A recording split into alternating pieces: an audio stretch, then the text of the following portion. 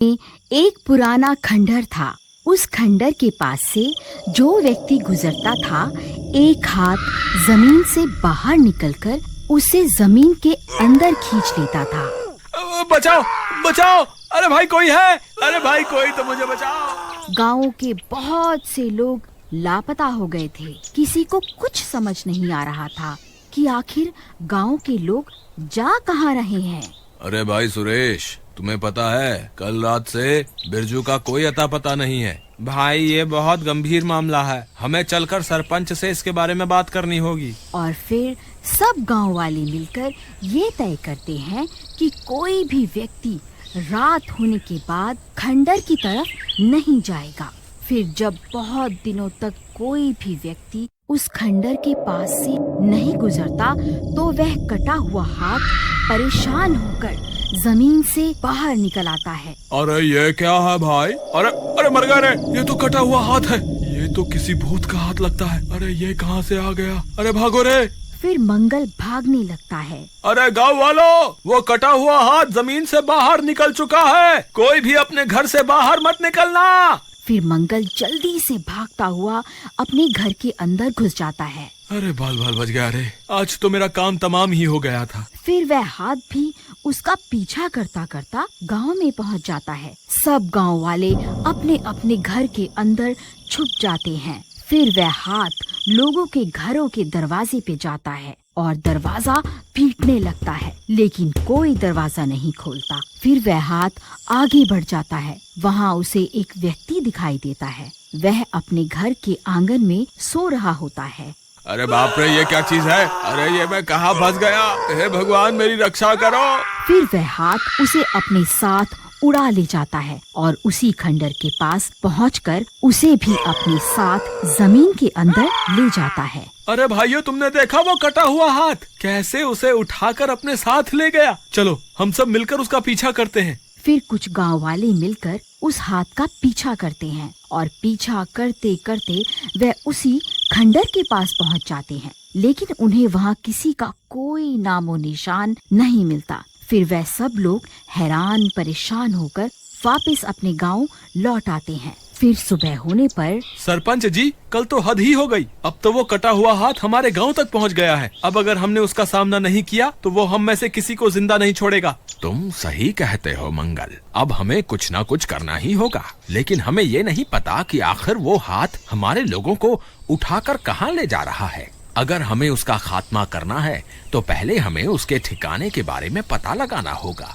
मेरे पास एक तरकीब है सरपंच जी, जिससे हम उसके ठिकाने का पता लगा सकते हैं। अगर कोई व्यक्ति अपने पैरों में रस्सी बांध ले और वो कटा हुआ हाथ उसे अपना शिकार बना ले, तो हम उस रस्सी का पीछा करते करते उसके ठिकाने तक पहुंच जाएंगे। तुम्हारी तरकीब तो ठीक लगती है मंगल, लेकिन अपने पैर में रस्सी बांधकर कौन बलि का बकरा बनना चाहेगा भला? अरे भाई, कोई है जो उस कटे हुए हाथ के सामने जा सकता है?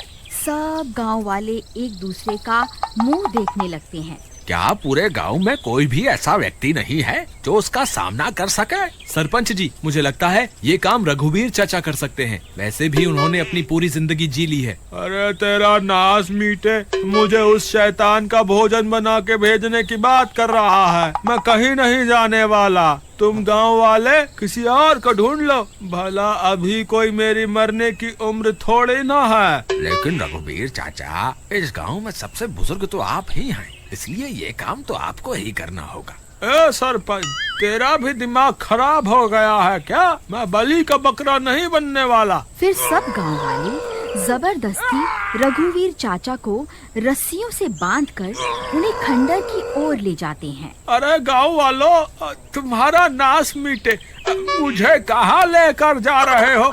मुझे छोड़ दो भाई, मैं दिखने में ही बूढ़ा लगता हूँ, लेकिन अंदर से मैं अभी भी जवान ही हूँ भाइयों। भगवान के लिए मुझे छोड़ दो। फिर सब गांव वाले चाचा को उस खंडहर के पास उतार देते हैं और खुद वहाँ से भागकर पेड़ के पीछे छुप जाते हैं। अरे नाश मीटो, मुझे यहाँ अकेला छोड़कर भाग गए। हे भगवान, अब मेरा क्या होगा? कहीं वो कटा हुआ हाथ सच में यहाँ ना आ जाए। हे भगवान, ये इंसानों ने तो मुझे धोखा दे दिया, आप ही मेरा साथ दे दो। तभी वह कटा हुआ हाथ जमीन से बाहर निकलता है। सब गांव वाले छुप छुप कर उसे देख रहे होते हैं। अरे मर गया रे, अरे नास मिटो, जल्दी बाहर आओ, देखो वो कटा हुआ हाथ बाहर आ गया है। कहाँ छुप कर बैठे हो, जल्दी बाहर आओ, नहीं तो यह हाथ मुझे अपने साथ जमीन के अंदर ले जाएगा। अगर हम अभी बाहर निकल कर गए तो वो हाथ इतने सारे गांव वालों को देखकर डर जाएगा और वापस जमीन के अंदर चला जाएगा। फिर हम कभी उसके ठिकाने के बारे में पता नहीं लगा पाएंगे। तभी वह हाथ चाचा की टांग पकड़ लेता है। अरे मर गया रे, अरे गांव वालों मुझे बचा लो, ये हाथ मुझे जमीन के अंदर लेकर जा रहा है। फिर देखते ही देखते वह हाथ चाचा को अपने साथ जमीन के अंदर खींच कर ले जाता है। फिर सब गांव वाले वहां पहुंच जाते हैं। अरे भाई, ये तो सच में चाचा को जमीन के अंदर ले गया, अब क्या करें? हमें घबराने की जरूरत नहीं है, हमने चाचा के पैर पर रस्सी बांधी हुई है। अब इस रस्सी की मदद से हम उन तक आसानी से पहुंच जाएंगे। चलो जल्दी से यहाँ खुदाई शुरू करो। फिर सब गांव वाले मिलकर वहां खुदाई का काम शुरू कर देते हैं। कुछ देर खुदाई करने पर उन्हें वह जमीन के अंदर एक गुफा बनी हुई दिखाई देती है।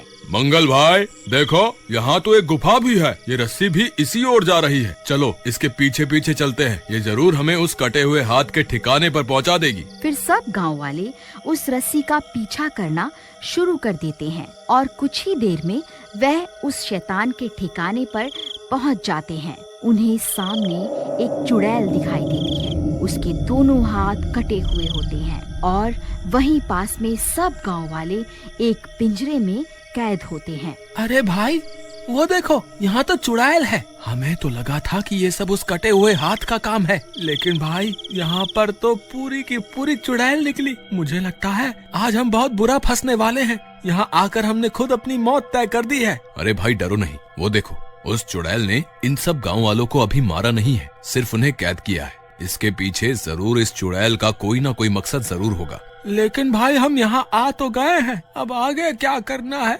तुम्हारे पास कोई तरकीब है क्या? ए गांव वालों, बस कुछ ही देर और फिर मैं तुम सबके हाथों को काट कर उनकी बलि दूंगी। फिर मेरे ये दोनों हाथ वापस मेरे शरीर से जुड़ जाएंगे।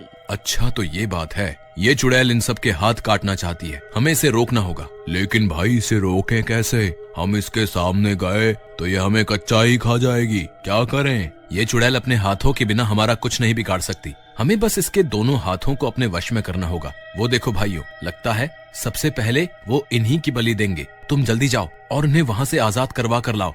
फिर गोपी दबे पांव जाता है और चाचा के पास पहुँच जाता है। अरे नास मीटे, मुझे जल्दी आजाद करवा, नहीं तो ये चुड़ैल मेरी बलि दे देगी। अरे चच्चा ज्यादा शोर मत मचाओ, अगर चुड़ैल ने देख लिया तो तुम्हारे साथ साथ मैं भी मरूंगा। अरे मंगल, तूने ही मुझे मौत के मुंह में धकेला था ना, तू एक बार वापस गाँव चल, फिर मैं तेरी खबर लूंगा। चाचा अभी मैं एक गलती और करने वाला हूँ, उसके लिए पहले से आपसे माफी मांगता हूँ। अरे अब तू ऐसा क्या करने वाला है?